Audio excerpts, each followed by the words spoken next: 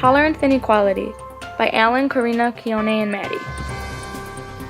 Detroit in the 1920s. Discrimination. During the early 1920s, discrimination was becoming bolder and bolder. To quote Boyle in the book Arc of Justice, more and more white shopkeepers banned black customers from their stores and restaurants. This is the start of dehumanizing people, which leads to violence and overall hatred of a group of people based on something in which they cannot control. If the discrimination were to escalate to violence, it is much harder to solve the problem and much longer. Social norms. Due to Henry Ford upping the pay of his workers, there was a great insurge of immigrants that flooded the streets of Detroit. Because of this, social norms is hard to define for the 1920s. It was a period of transition when society was going from accepting and allowing racial discrimination to a society finding racism more and more repulsive. This was a pivotal moment due to the inability to not associate with the great influx of people, and the crimes caused many individuals to step up and fight for the equality of human rights. Influential people. Detroit in the 1920s was filled with discrimination and broken social norms, and because of this, influential people rose to the occasion. Frank Murphy was one of the few individuals in the 1920s who did what they thought was right and fought for equal rights. But Frank Murphy was not only influential in Detroit, but throughout the entire United States. Frank Murphy is one of America's more significant political figures during the first half of this century. His life spanned the First World War, the Great Depression, the New Deal, the rise of the industrial labor movement, the Second World War, and the beginning of the efforts of the United States Supreme Court to create national standards of justice and equality under the aegis of the Bill of Rights. Frank Murphy not only lived through these pages of modern American history, but in many important ways left his mark upon them. His accomplishments made him the guardian of the downtrodden, a hero to the working class, and a friend to the wealthy. Other than the Sweets trial, Frank Murphy had another very well-known case, which was Korematsu versus United States, where he coined the term the ugly abyss of racism when comparing the mistreatment of the minority Japanese population in the United States after the bombing of Pearl Harbor to the mistreatment of the minority Jewish population in Germany during the Holocaust. Although he lost 6-3, the case was appealed and overturned. When Frank Murphy died, the workers of Dodge held hands silently for 5 minutes all throughout the factory to commemorate him. But when the president of Dodge, Walter Chrysler, died, they only had a moment of silence for a minute. Even Swedish artist Carl Mills took note of Murphy's accomplishments by creating a statue to thank Frank for his hard work and to serve as a forever reminder to all who pass of the history that had been created on the streets of Detroit, thus showing the American public the good-hearted and rememberable nature of who Frank Murphy was. Detroit today. Discrimination. Today's racism has definitely slowed its roll since the 1920s, but it's still very abundant in Detroit. Racism nowadays is less blunt and more controversial. For example, justice and equality in Detroit is a big problem and can easily relate to racism. Justice and equality is when someone gets favor in court because of affiliation, race, and other biased opinions. As you can see through this chart, it is self-explanatory to see who the minority is. Detroit's racism today focuses less on the African American race and more on the Arab American race.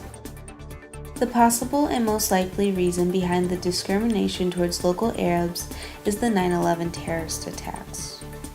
There are different types of racism and discrimination, yet all races in Detroit do get discriminated at least in one way, such as social discrimination like name-calling, justice discrimination when one particular race is favored in a judicial court case. As attitudes changed, the swept virulent racism that had swept across the urban north in the 1910s and 1920s faded away. Social norms.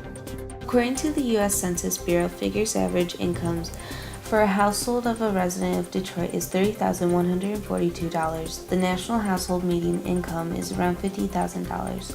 This shows the social class within Detroit is struggling, maintaining a good income.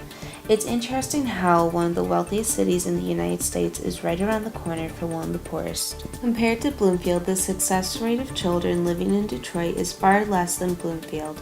Because of the opportunities that are presented to the children in Detroit are far less valuable, such as education, connections, and the expectations.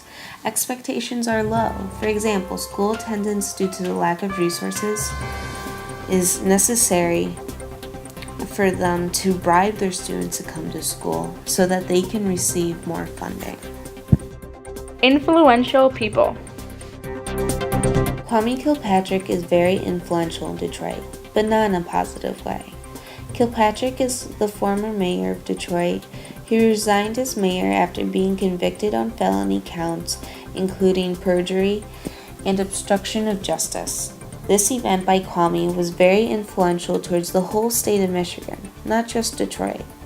He showed how corrupt Detroit was and made people realize how much Detroit needed change, which allowed Detroit to receive the help it needed and still continues to need.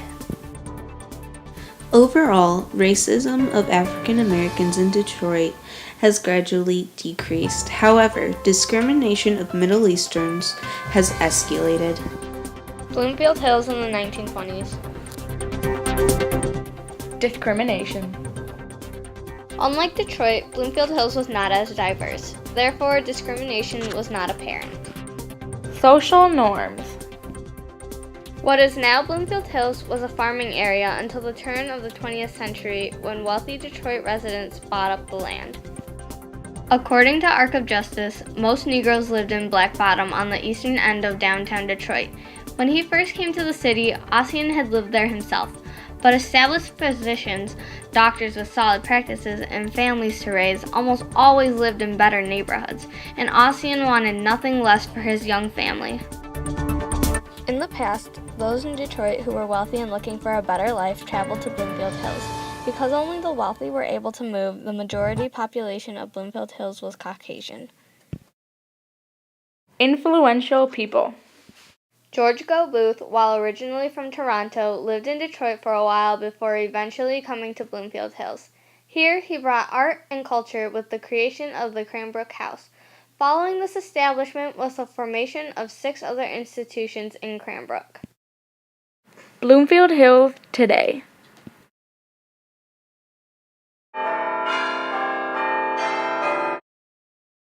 Discrimination. Bloomfield Hills does not show much discrimination currently, which means that Bloomfield is open-minded due to our diversity. With this type of atmosphere, we are able to grow as individuals without prejudice. Regarding racist comments, they became disreputable, a sign of crudeness, stupidity, and moral failing, a product of the prejudice that, as Darrell had said, made men terribly cruel. This quote means that racist comments are no longer thought of as acceptable. It was now something that was considered immoral. Social norms. Present-day Bloomfield Hills is repeatedly ranking in the top 5 wealthiest cities in America. In this case, in Bloomfield Hills, we have a variety of people regarding their wealth status. For example, we have people who can afford to buy the newest iPhone right when it comes out, and we have people who can live comfortably but cannot go out and buy all the new things.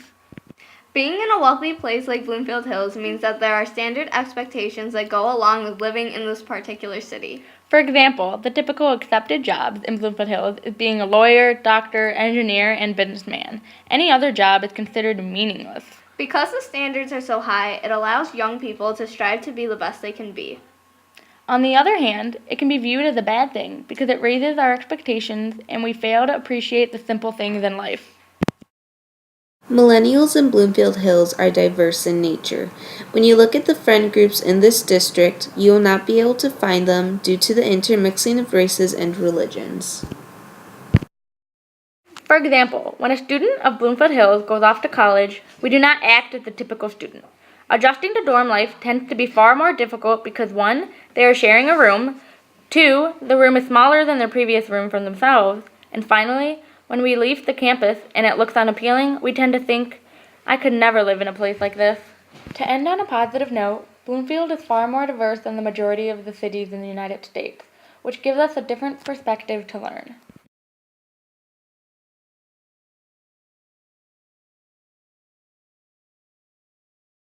Influential people. Gary Peters, a current Bloomfield Hills resident, has focused his efforts on uniting our communities by fighting for the things that we can all agree on: a stronger local economy, more good-paying jobs across our region, and a fair chance for everyone to succeed. This means that Gary Peters, through not only words but actions as well, he does not discriminate against one's color, gender, or religion, representing Bloomfield Hills values. As a result, Bloomfield Hills has been on top of everything, politically, economically, socially, and educationally. In conclusion, While Detroit and Bloomfield Hills are closely related, they cannot be any more different. Detroit has always been riddled with racism, when in contrast, Bloomfield has always had a general consensus about unspoken rules against racism.